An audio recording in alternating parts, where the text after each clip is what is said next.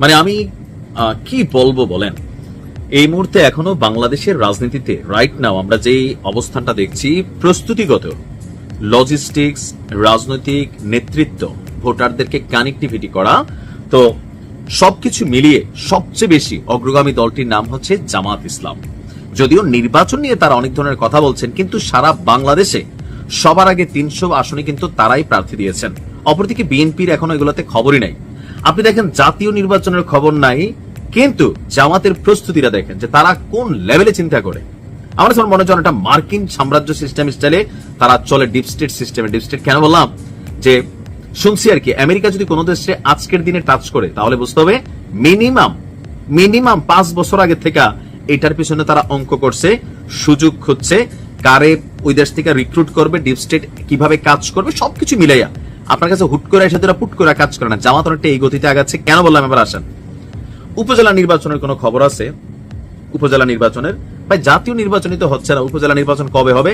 উপজেলা নির্বাচনের কোনো তারিখ না থাকলেও ইতিমধ্যে ফেনীর সোনাগাজীতে উপজেলা পরিষদ নির্বাচনে মোহাম্মদ আব্দুর রহিম যিনি আছেন তাকে উপজেলা চেয়ারম্যান এবং মাওলানা মোহাম্মদ মোস্তফাকে ভাইস চেয়ারম্যান প্রার্থী ঘোষণা করে দিয়েছে ফেনী জেলা জামায়াত ইসলামী।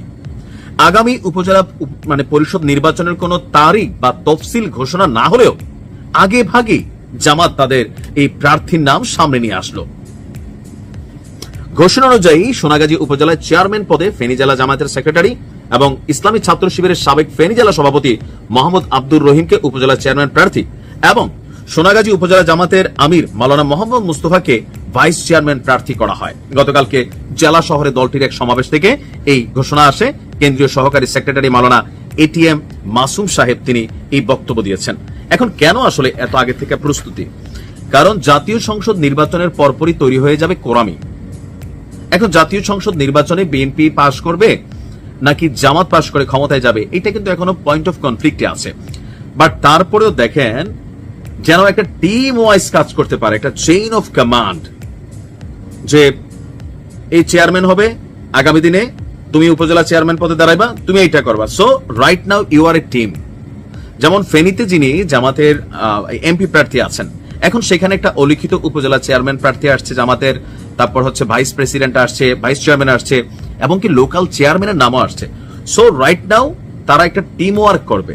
আর এই টিম ওয়ার্কের এখনকার ফায়দাটা হবে জাতীয় নির্বাচনে জামাতের যে এমপি প্রার্থী আছেন তার জন্য। এর পরবর্তী সময় তিনি আবার উপজেলা চেয়ারম্যান হিসাবে যাকে মনোনীত করে রাখা হয়েছে অলরেডি, তাকে সাপোর্ট করবেন, তাকে ব্যাকআপ দিবেন, তারা আবার চেয়ারম্যান, মানে একটা চেইন, যে টোটাল সিস্টেমটাতে তারা এন্ট্রি নিতে চাচ্ছে। কারণ এমপি যদি হয় বিএনপির, উপজেলা চেয়ারম্যান যদি হয় জামাতের, এখানে কাজের উন্নয়ন হবে না। এটা আওয়ামী লীগের ট্রেন্ডটাতে কিছুটা ন্যারেটিভ তৈরি করছিল যে একই দলের এমপি উপজেলা চেয়ারম্যান মার্কা এই কারণে দিছিল, যদি সবাই একটা দল থেকে হয় তাহলে সেখানে কাজের ধারাবাহিকতা সুন্দর থাকে। আসলেই কিন্তু থাকে যদি সৎ হয়। কিন্তু আমরা তো ভাই অসৎ মানুষ, আমরা চোর বাটপার, আমরা চুরি করব, আমরা পাবলিকের টাকা মাইরা খাবো, জনগণের যেই বাজেট আসবে রাষ্ট্র কর্তৃক সেই বাজেট আমরা গিলা টিলা খামু।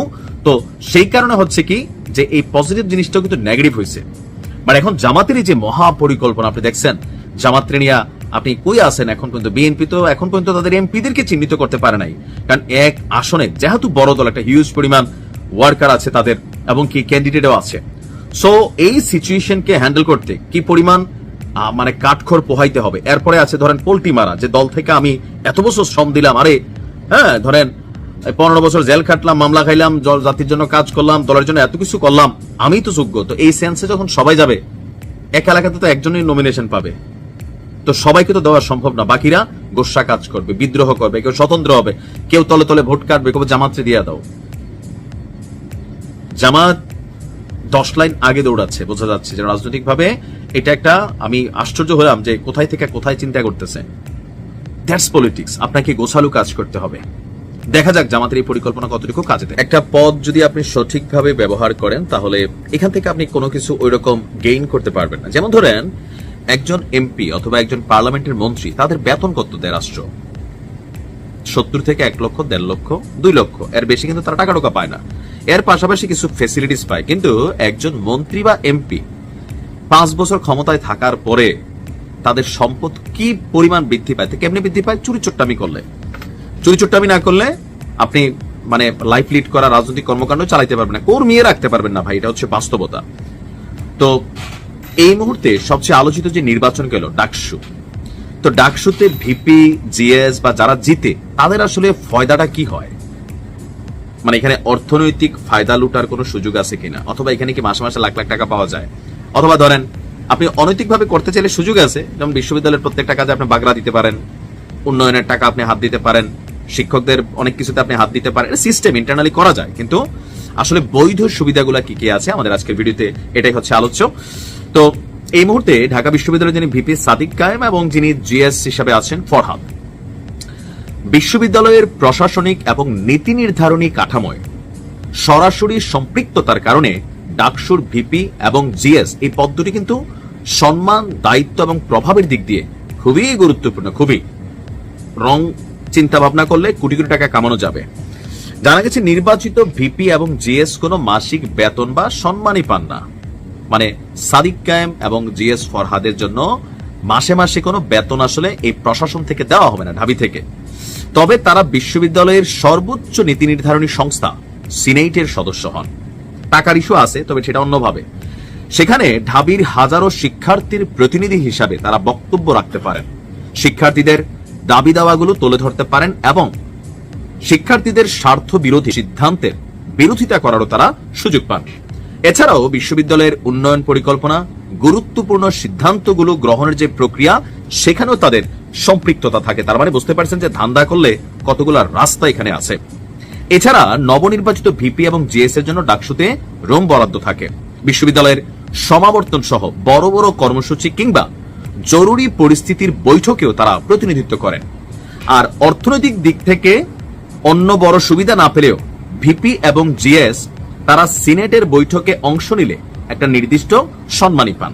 নির্দিষ্ট যেমন একটা প্রোগ্রাম আছে সিনেটে, তো গেল হয়তো একটা নির্দিষ্ট টাকা থাকে, হইতে পারে 5,000, 10,000, 20,000। তবে পাশাপাশি 1 বছরের কার্যক্রম পরিচালনার জন্য ডাকসুর মেয়াদকাল কিন্তু 1 বছর এখন যারা হয়েছে, তো এই 1 বছরের বিভিন্ন প্রোগ্রাম পরিচালনার জন্য এককালীন একটা অর্থ পায় ভিপি এবং জিএস। টাকার পরিমাণ কত? ভিপির জন্য 5 লাখ, জিএস এর জন্য 5 লাখ, অর্থাৎ টোটাল 10 লক্ষ টাকা এখন পাবে সাদিক কায়েম এবং জিএস ফরহাদ।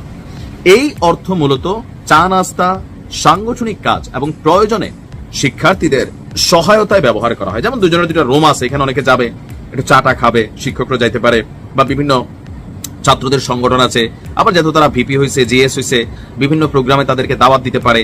তো সেখানে গেলে একটা উপহার, হাদিয়া অথবা সামান্য হাত খরচ বা চা বিস্কুটে তো খালি টাকা খরচ হয় আজকের দিনে, তো এই পকেট খরচটার জন্য বেসিক্যালি এই টাকাটা দেওয়া হয়। এছাড়া এখানে আর কোন রকম অর্থনৈতিক কানেক্টিভিটি নাই। তবে বুঝতেই পারছেন বিশ্ববিদ্যালয়ের সর্বোচ্চ থেকে সর্বনিম্ন প্রত্যেক কাজেই তাদের কানেক্টিভিটিটা থাইকা যায়। সো এই পথটাকে যদি আপনি অপব্যবহার করেন, তাহলে ওই যে চোর চোরটা এমপি মন্ত্রীদের মতন কোটি কোটি টাকা এখান থেকে বাণিজ্য করার সুযোগ আছে। আর যদি ন্যায় নীতি নিয়ে করেন, এই 5 লাখে তো আপনার পকেট থেকে আরো 5 লাখ খরচ হয়ে যাবে। এটা হচ্ছে বাস্তবতা।